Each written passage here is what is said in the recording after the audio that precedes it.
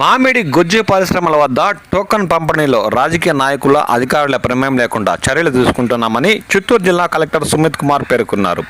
ముందొచ్చిన రైతులకే వీటికి ఇస్తున్నాం. అన్లోడింగ్కి 2 పరిశ్రమల వద్ద మాత్రమే 24 గంటల కన్నా ఎక్కువ సమయం పడుతుంది. 26 కర్మాగారాల్లో ఈలోపే ట్రాక్టర్లను బయటకు పంపిస్తున్నారని ఈ సందర్భంగా ఆయన వ్యాఖ్యానించారు.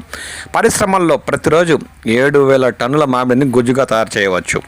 ఈ మేరకు కొనుగోలు చేస్తూనే ప్యాకింగ్ సిద్ధం చేసుకోవాలని ఆయన గుజ్జు పరిశ్రమల యాజమాన్యాలకు ఆదేశించారు. మరో 2 పరిశ్రమలను ఉత్పత్తి ప్రారంభించాలని సూచించినట్లు ఆయన పేర్కొన్నారు. అవి అందుబాటులోకి వస్తే మరో 1000 టన్నులు రోజు మామిడి కొనుగోళ్లు ఉంటాయని ఈ సందర్భంగా అన్నారు. తోతాపూరి రకం మామిడికి మద్దతు ధర విషయంలో ప్రభుత్వం ఆదేశాలను పాటించాలని ఫ్యాక్టరీల యాజమాన్యాలకు చిత్తూరు జిల్లా కలెక్టర్ సుమిత్ కుమార్ తేల్చి చెప్పారు. గంగాధరం నెల్లూరు పంచాయతీ తూగుండ్రం వెళ్లే రహదారిలోని జైన్ 2వ ఫ్యాక్టరీని గురువారం ఆయన సందర్శించారు. అనంతరం ఫ్యాక్టరీ ఆవరణలో యాజమాన్యం రైతులతో సమీక్షించారు. మద్దతు ధర కంటే తక్కువకు కొనుగోలు చేస్తే ఎలాంటి ఫ్యాక్టరీలపైనైనా చర్యలు తీసుకుంటామని ఈ సందర్భంగా ఆయన హెచ్చరించారు.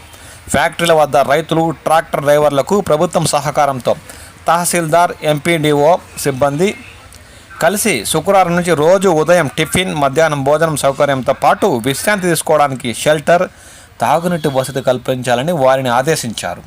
DRDA PD Sridevi, Jain factory general manager Dilip, incharge tahsildar Tulasiram, MPDO Krishna Mahesh Reddy, Velugu APM Farid Mastan ఈ కార్యక్రమంలో పాల్గొన్నారు. అనంతరం 100 గొల్లపల్లి వద్ద ఉన్న జైన్ ఫ్యాక్టరీ 1ని ఆయన రాత్రి 8:30 సందర్శించి అక్కడ కూడా రైతులకు, యాజమాన్యానికి పలు సూచనలు చేశారు. అనంతరం టోకన్ల జారీ ప్రక్రియను పరిశీలించి యాజమాన్యానికి పలు సూచనలు చేసినట్లు అధికార వర్గాలు పేర్కొన్నాయి.